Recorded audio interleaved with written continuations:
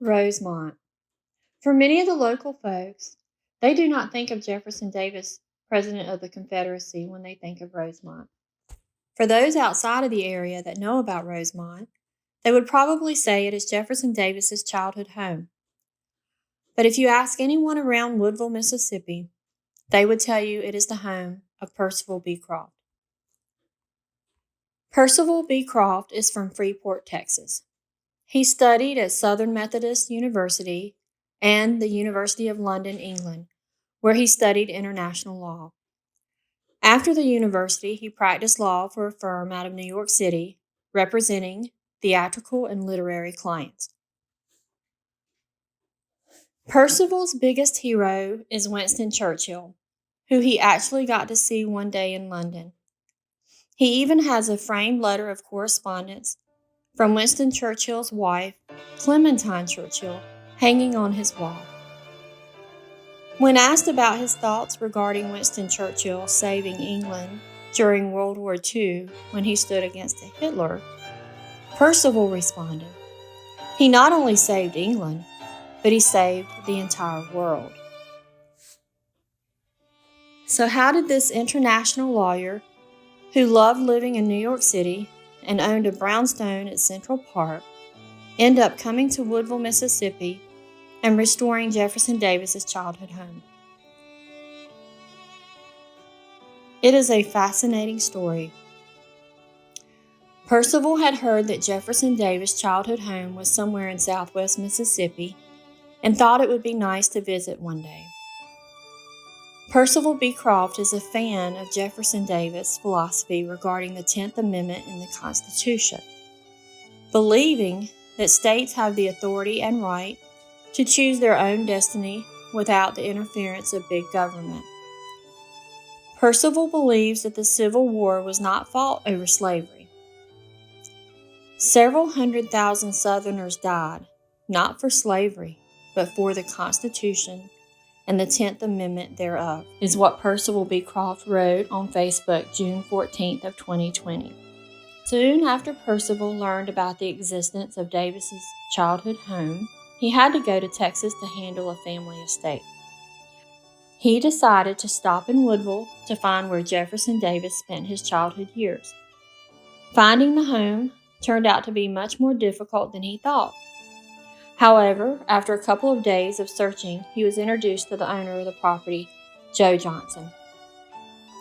When Percival saw this abandoned and dilapidated estate, he couldn't believe that the home of this once powerful historical figure could be in such bad shape. Joe Johnson and many others from the area tried to convince Percival to buy the place and make it one of his homes. Percival refused, but promised he would find an organization or someone that would. Unable to lobby any interest in the project, and with the persuasive skills of some crafty Woodvillians, Percival purchased the property in 1971. Soon after his purchase, with the help of friends overseeing the restoration project in Woodville, Percival continued to bounce back and forth from New York City to Woodville to Texas.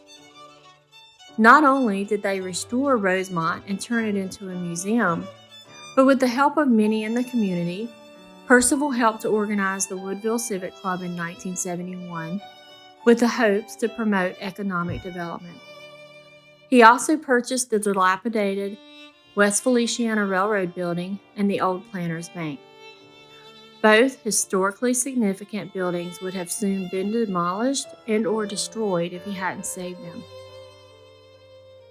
Many years later, both buildings were not only saved, but beautifully restored.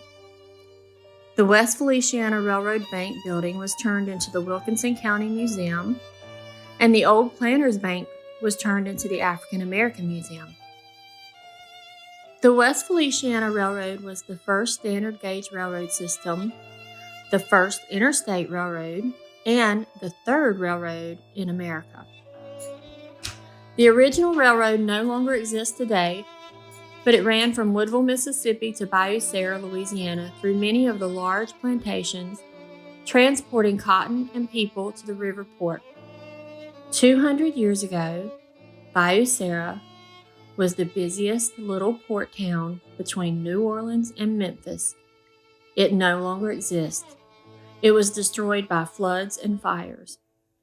The only evidence today of Bayou Sara and the West Feliciana Railroad is a couple of historic signs marking the spots, the West Feliciana Railroad Bank Building, and a little West Feliciana Railroad pocket park outside of the old Bayou Sara Depot in St. Francisville, which displays a part of a more modern train car.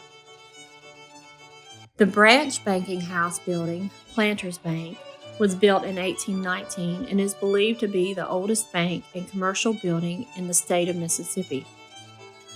It is a beautiful example of the federal style. This particular bank was also in the middle of the Mississippi bond scandal of the 1840s, when the state of Mississippi defaulted on interest payments on $2 million of Planters Bank's bonds, along with $5 million in bonds from the Mississippi Union Bank. Woodville owes a huge debt of gratitude to their friend, Percival Beacroft. For over 50 years, he has invested his time, money, and energy in not only helping to preserve Woodville's history, but its identity, which some believe would have been lost forever.